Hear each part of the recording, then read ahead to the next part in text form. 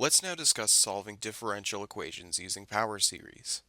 For an equation such as y prime plus 4y equals 0, a solution can be found using power series.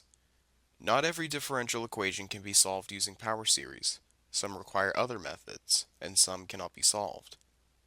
The general form of a power series is the sum from n equals 0 to infinity of a sub n x raised to the n. To solve a differential equation, we will also need the derivative of the power series. In this case, we only need the first derivative because there is only y and y prime in the equation. The derivative of the power series is the sum from n equals 1 to infinity of n a sub n x raised to the quantity n minus 1. This can be seen as the application of the derivative power rule. This can be used to find further derivatives. For example, the second derivative. The next step is to substitute the power series into the differential equation. The first derivative can be seen here, and 4 times the function can be seen here. To simplify the equation, we must re-index the sums so that each uses the same summation.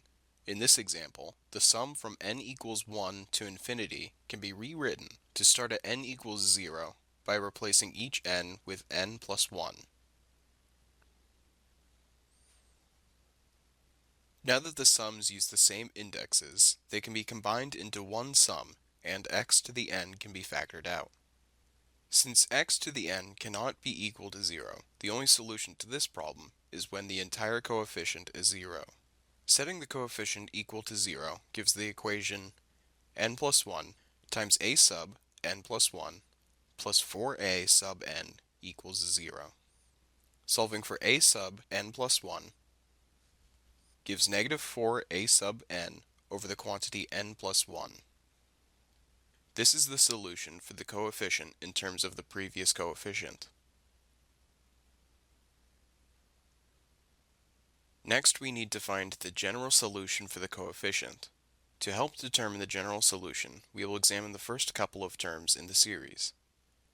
The first term in the series, a sub 1, is very similar to the n plus 1 coefficient solution. If there is no given information about a sub 0, such as in this case, then simply use a sub 0 in the equation. Each of the next terms is found by substituting the previous term into the n plus 1 coefficient solution. Now we will use any trends in the first terms to describe any terms in the series. We will pick the variable k to represent the term number in the general coefficient solution, just as n represents the term number in the n plus 1 coefficient solution. One of the more noticeable trends is that the terms alternate between positive and negative, which can be modeled by negative 1 to the k power. The numerator increases by a factor of 4 for each term, which can be modeled by 4 to the k power.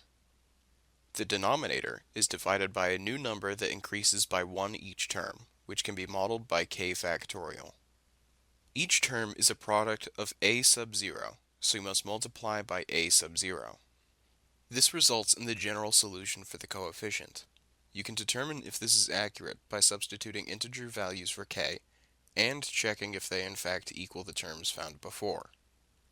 Now that we have the general solution, we can substitute it into the general form of the power series to get the solution to the given differential equation. After making the substitution, we are left with y of x is equal to the sum from k equals 0 to infinity of the quantity negative 1 to the k times 4 to the k times a sub 0 times x to the k divided by k factorial. This is the power series solution to the differential equation y prime plus 4y equals 0.